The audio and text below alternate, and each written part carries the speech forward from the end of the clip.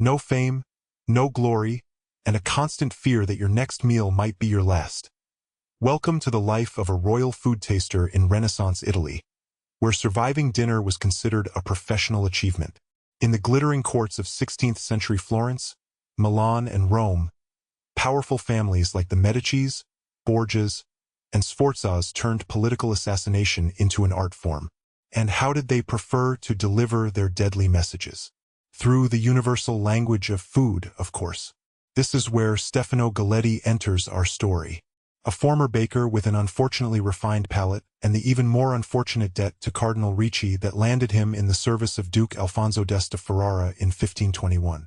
The Duke, paranoid even by Renaissance standards, employed not one but 3 food tasters. Stefano wasn't the head taster.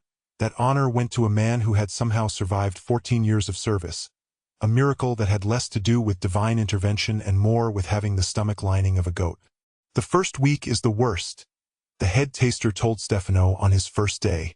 After that, you either develop a tolerance to minor poisons or you're dead. He delivered this information with the casual air of someone discussing the weather rather than systematic poisoning. Let's talk about the daily routine of a food taster, shall we? Contrary to popular belief, the job wasn't simply eating a bite of everything before the Duke. No, that would be far too simple.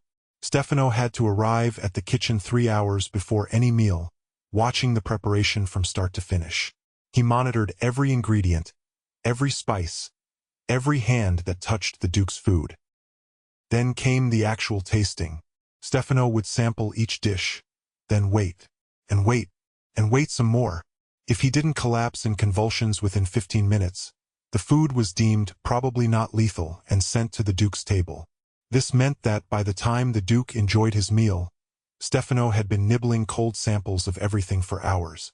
He never actually got to enjoy a proper meal himself. Do you know what the worst part is?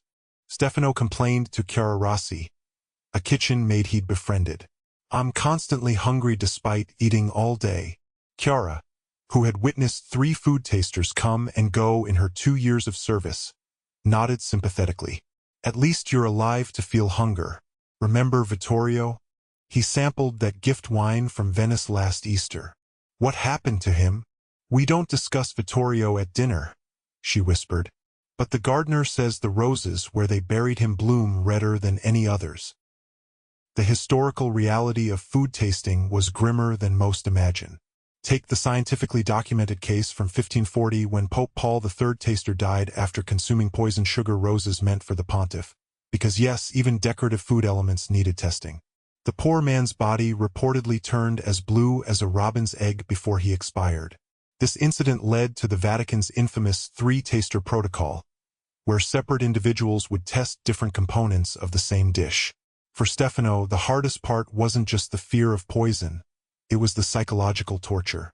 Every meal became a potential execution. Every swallow could be his last. He developed nervous habits. Sniffing food obsessively, studying the servants' faces for signs of guilt, and most telling of all, praying before each tasting session. You're not eating enough of the risotto, Duke Alfonso once observed, watching Stefano's tentative sampling technique. Forgive me, Your Grace, Stefano replied, breaking into a cold sweat. I was merely savoring its exquisite flavor before proceeding. Admirable dedication to gastronomy? The Duke smiled thinly. But do try a proper spoonful. I'm particularly eager to try this recipe. The entire court watched as Stefano took a larger portion, his hand trembling slightly. The Duke's mistress giggled behind her fan. 15 excruciating minutes later, when Stefano remained disappointingly alive, the Duke seemed almost crestfallen before turning his attention to the meal. The life expectancy of a royal food taster was, unsurprisingly, not great. Historical records from the Este court show that between 1490 and 1530, they went through 23 tasters, an average tenure of less than 2 years. The causes of death ranged from the obvious, poison, to the suspicious, falling from windows, to the absurd. One taster reportedly died after testing a dish containing excessive nutmeg, which in large quantities can indeed be toxic. Then there was the salary question.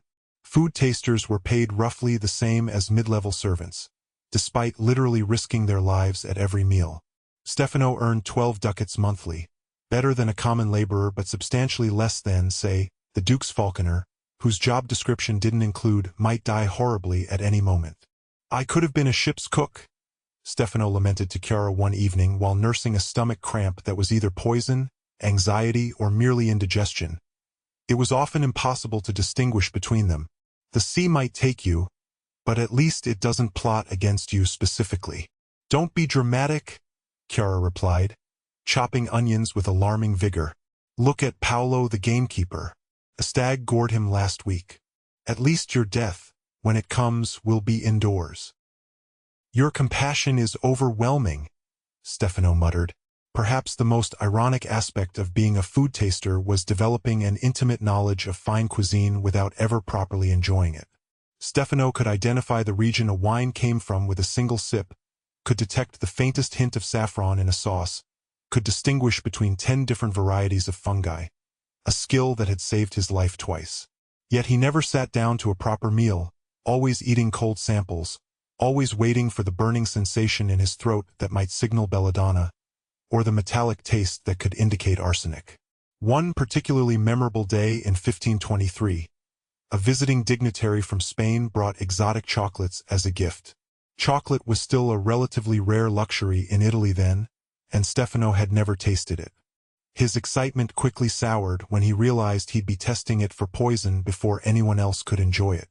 "If I die," he told Chiara dramatically, eyeing the suspicious brown squares, "remember me as a man who gave his life for sweetmeats." "If you die," she responded practically, "can I have your good boots?" The chocolates proved poison-free, but by the time they reached the Duke's table, Stefano had sampled so many that the mere smell made him nauseous for days afterward. Then came the fateful summer of 1524, when Duke Alfonso became convinced that his cousin was plotting against him. He wasn't, but Renaissance paranoia rarely required evidence. The Duke began insisting on more rigorous testing. Stefano now had to consume larger portions and wait longer before the Duke would touch his food. This new protocol led to one of history's most darkly comical scenarios. Stefano began gaining weight noticeably while the increasingly suspicious Duke, eating less and less of his delayed meals, grew thinner. "The Duke thinks I'm not taking enough risks with his food," Stefano confided to Chiara. "Meanwhile, I'm taking all the risks and getting fat doing it." "Perhaps you'll die from gluttony instead of poison," she observed. "That would be a first for a taster." By autumn, Stefano had developed the survival instincts of a sewer rat. He could detect the faintest odors of common poisons, had memorized which visiting nobles brought the most suspicious gifts, and knew which of the kitchen staff had gambling debts that might make them susceptible to bribery. He kept a small vial of mustard oil hidden in his sleeve, not as an antidote, there weren't reliable ones, but because inducing vomiting quickly was sometimes the only defense against a detected poison.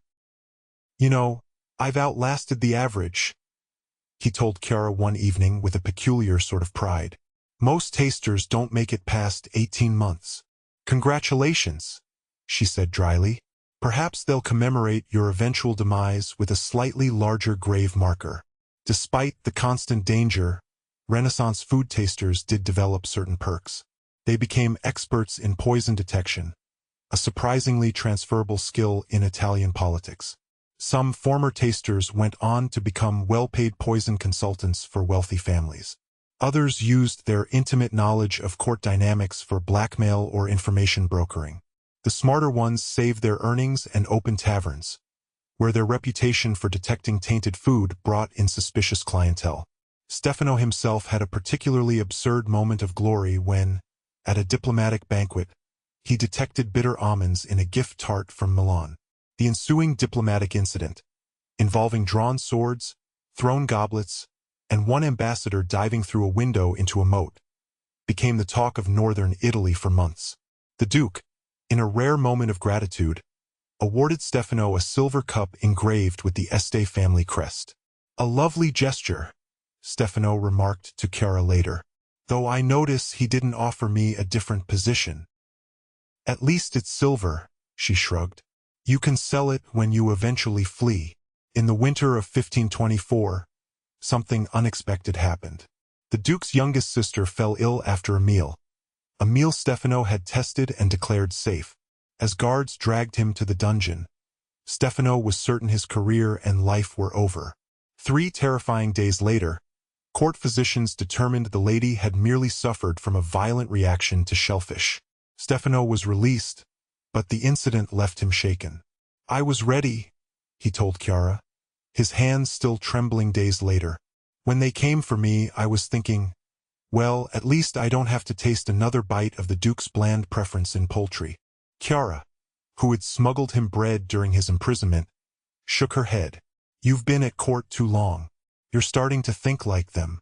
In a final twist of Renaissance irony, Stefano's eventual departure from service came not from poisoning but from politics.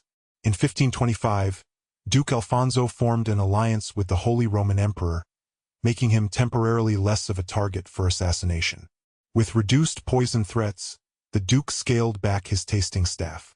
Stefano, as the most junior taster, was dismissed with a modest purse and his life, the Renaissance equivalent of a generous severance package. Using his savings and his peculiar expertise, Stefano opened a small tavern near Padua, advertising the safest food in Italy, a claim he could reasonably make given his training. Chiara, having decided that a former royal food taster offered better prospects than continued kitchen service, joined him as his wife and business partner. Years later, when asked about his time at court, Stefano would raise his cup in a mock toast.